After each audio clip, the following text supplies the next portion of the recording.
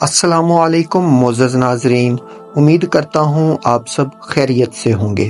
آج وظیفہ آپ کو یہ خصوصی عمل، یہ تجربہ کار عمل بتائے گا جو آپ کو اپنے سنگین مسائل کے حل کے لیے کرنا چاہیے۔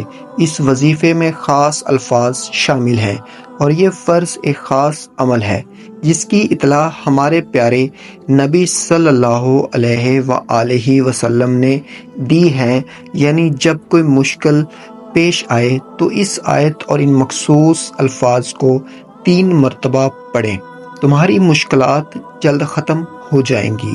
یقیناً آپ کوشش کریں، آپ کی تمام خواہشات پوری ہوں گی اور آپ کو جو بھی مسئلہ درپیش ہے، آپ کو درپیش کوئی بھی مسئلہ اس عمل پر کرانے کے جلد حل ہو جائے گا۔ اگر آپ کا کوئی مسئلہ درپیش ہے تو آپ کو یہی کرنا چاہیے۔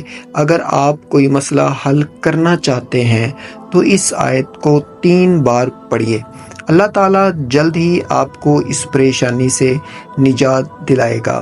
حضرت اسماء بی اویس رضی اللہ عنہا بیان کرتی ہیں کہ حضور نبی اکرم صلی اللہ علیہ وآلہ وسلم نے ارشاد فرمایا، اللہ ربی الاصلی کو بے ہی آہد کے الفاظ۔ آپ اس آیت کو 3 مرتبہ پڑھیں، اپنے مشکل سوالات کو ذہن میں رکھیے، انشاءاللہ آپ کا مسئلہ فوراً حل ہو جائے گا۔ یہ خاص کام خود کریں، براہ کرم دوسروں کو بھی بتائیں، کیونکہ یہ ایک جاری فلاحی کام ہے، اس لیے انہیں اجر دیا جاتا ہے تاکہ وہ بھی اس اسکالرشپ سے مستفید ہو سکیں۔ حضرت علی رضی اللہ تعالی عنہ فرماتے ہیں، اس کے 3 اثرات ہیں۔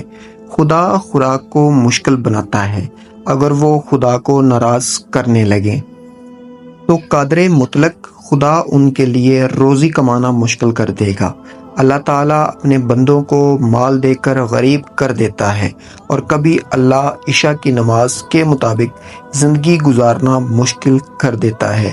وہ حضرت علی کے پاس آیا رضی اللہ عنہ اور فرمایا، اے حضرت علی رضی اللہ تعالی عنہ، میں بہت امیر تھا، اچانک پیسہ گھر سے نکل جاتا ہے اور میرا کاروبار تباہی کے دہانے پر ہے، میں اسے نہیں جانتا میں کیا کروں۔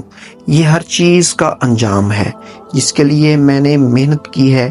اس نے سوال کے بارے میں بات کی تو حضرت علی رضی اللہ عنہ نے اس کی کمزوری کو سمجھا اور فرمایا، ہائے، اگر تم گناہ سے منہ موڑو گے تو گناہ سے باز آ جاؤ گے اور تمہارے کھانے میں پانی بہے گا۔ گھر میں داخل ہو جاؤ اور جو کام تم نے روکا ہے وہ ختم ہو جائے گا۔